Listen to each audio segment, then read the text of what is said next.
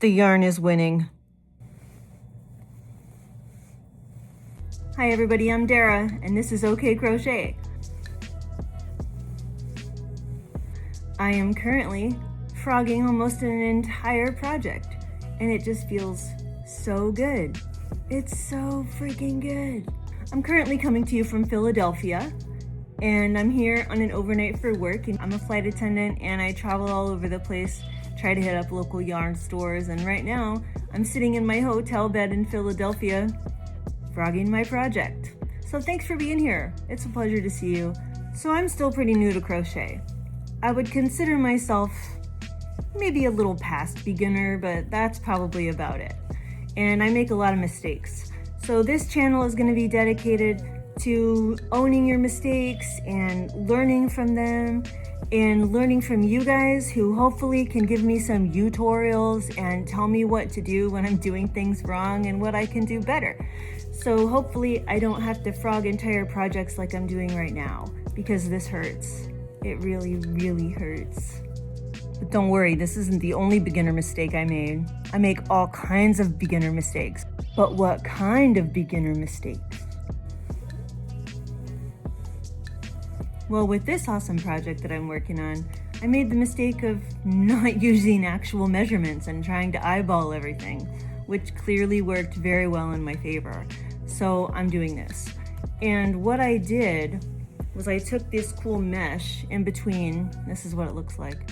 And it looks pretty cool, right? Well, you can see how long the mesh is. This is the side of the tank top. And if you're really into views of the side of a woman's body, then it's the perfect tank top for you.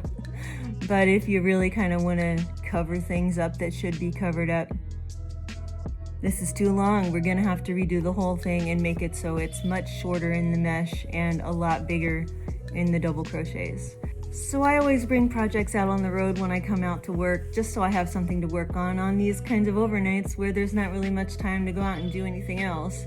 And I can sit here and do this and keep myself busy. Wait, so you're telling me you're a flight attendant and you just like hang out in your hotel room the whole time? Yes, that is exactly what I'm saying. Sometimes I just spend the whole time in my hotel room. This life isn't as glamorous as you think it is. It's fun, don't get me wrong, and I absolutely love my job. But there's a lot of downtime. But when I'm here in my hotel room, I'd much rather be crocheting than frogging, but so it goes. Okay, so today's video agenda will be this. We're gonna talk questions from newbies, which is me, and some vocabulary terms. We're gonna break stuff down, and I'm asking you guys questions, and I hope you can answer me so I can learn. Let's do vocabulary first, yeah? Okay. Since we're doing this, let's start with frogging. Frogging, what is frogging? And why do we call it frogging? I mean, I get that you guys say rip it, which is kind of like ribbit, but frogging, it just feels so weird saying it. Frogging, I'm frogging, let's go frog, let's frog today. What are you doing tonight? Oh, nothing, I'm frogging. The next word on your vocabulary list is yarn chicken. Yarn chicken. What is yarn chicken? Yarn chicken is when you're trying to beat the end of your yarn and finish your crochet project before it runs out. It's like a competition, an Olympic race. And I have failed at yarn chicken more times than I knew, even before I knew what yarn chicken was. The next silly word I learned was splitty. It's splitty. So splitty. And I was like, what is splitty? Splitty yarn? Okay, well, I learned that it's yarn that comes apart when you're using it, and like the different strands of the yarn come apart and it splits, and it makes it really difficult to work with. Now, I have had splitty yarn before I knew what splitty yarn was. I used lily sugar and cream for the very first time when I made my first project, and it was like a tunic top, and the yarn was so splitty, and I was such a beginner. I had no idea what I was doing, and I was like, why is this yarn falling apart? Now at this point, I kind of like splitty yarns. I feel like I'm winning something when I accomplish something with it. And next is whip. Whip. This is not a Devo song. We're not whipping it good. Whip it good. But whip. Work in progress. I just thought whip was funny. We're all around here doing crochet and whipping it together. Whip it up, whip it right, WIP. Here's another newbie thought for you that maybe I should understand before I start buying nice yarns. You can play yarn chicken with Twisted Ambitions yarn, and you can play yarn chicken with Big Heart, Red Heart, Big Heart, Red Heart Super Saver. So just because you use nice yarns doesn't mean you know what you're doing. Not at all. I don't know what I'm doing, and I like to use nice yarns. I should be practicing with things like Red Heart Super Saver, but I don't. I like to jump right into something and just like go full force, go big or go home. So here I am, frogging and rewrapping my Malabrigo Rios. I mean, I don't exactly carry a yarn winder on the road with me, so it's not like I can cake this stuff up into a pretty nice little cake, so I'm just doing this. When I get home, we'll rewind it in a proper fashion, but this is how we do it on the road. My next favorite crochet term, of course, it has to be yarn barf. Yarn barf? Yarn barf? I don't know where this came from. I mean, it seems appropriate when you learn what yarn barf is and you pull it out and it's just a big old mess, but it was hard to get used to saying a term like yarn barf. Subject change. I also have some beginner questions for you guys, and if you could just answer them in the comments, that would be spectacular so I know what's going on around here. So we're gonna start with the first question. My first question and my first concern is mystery bags. I watch a lot of videos where you guys open mystery bags, and I just like don't get it. Like, I don't understand what you do with like 4 skeins of yarn that are all different colors that you don't even like. There's so many mystery bags out there, and I have seen some of them that work out really well in your favor, but most of them, most of the time, are very questionable at best. But tell me, why do you like mystery bags? Why do you order them?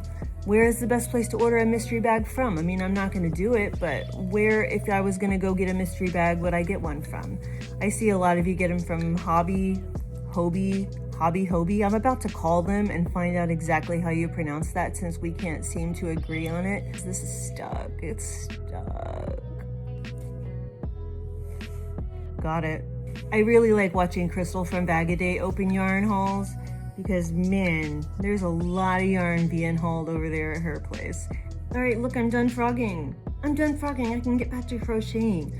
We've reached the point where we've torn out everything that was the problem, and now we're gonna rebuild. We will rebuild.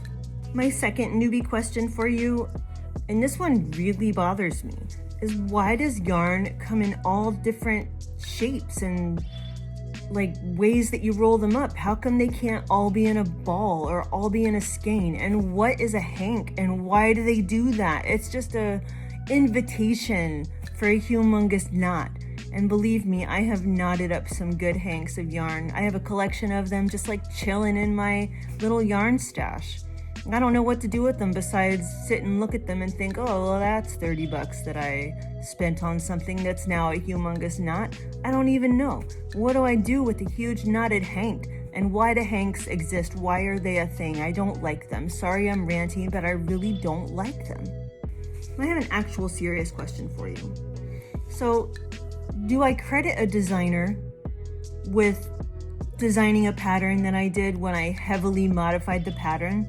I have this tunic shirt that I made that I really love, and it started off as a pattern that I got off Ravelry, and then it turned into kind of its own monster that I made.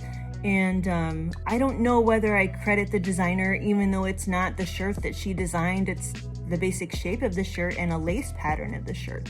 But do I credit her with the actual pattern of the shirt even though I didn't do it? I really want to do things right here, so please tell me, should I credit the designer even if it doesn't look like the shirt that she designed, or should I just not? I don't know what to do. I'm too new at this game. Tell me what the answer is. I can't crochet and look at you at the same time. Sorry, I am not passionate, Kelsey. I am not somebody that's really good at what I do. I am not somebody that's that cool. I have to look at you and then look at my crochet and look at you and look at my crochet. This working with my hands and not looking at what I'm doing thing, it's beyond me. Maybe a long time down the road from now, but not today, son. Not today. I'm not looking at you. I'm not looking at you. How do you feel about it? How do you feel about me not looking at you? Do you like it? Do you hate it? Are you gonna turn the video off or are you gonna keep watching? Speaking of watching, who should I be watching out here in the YouTube verse? I mean, I watch Passionate Kelsey and Crystal on Bag-A-Day and Hooks and Healers and the Faded Wildflower Crochet with Rachel. I just think she's adorable. I like Elise Rose Crochet. I like Tony Lipsy. I mean, I like all these people, but who else should I be watching? I want garment-specific crocheters. Who makes garments that I can watch? I see a lot of amigurumi. I really think it's so cool, but I want people that make garments. So tell me out there, who should I be watching? I feel like I've run down a whole bunch of newbie things today. We did vocabulary, we did questions, we asked who we should be watching. We've done all the things that a newbie needs to know. So please tell me all the things, okay? Tell me all the things. So I think I'm gonna leave it at that today. I don't know what else to talk about. We've covered everything that I had in mind. So I'm gonna get back to my crocheting, my double crochets, and my mesh that I need to work on, and make my daughter this tank top. I really appreciate you guys being here. Please tell me what I can do better to keep your attention and to keep you coming back. I want you to come back. So please hit the subscribe button, like the video. You know what to do. You're all YouTuber people. So just do the things, all right? And then we'll grow this channel and we'll all be in it together. So thank you guys for being here. I will see you next time. Love you. Bye-bye.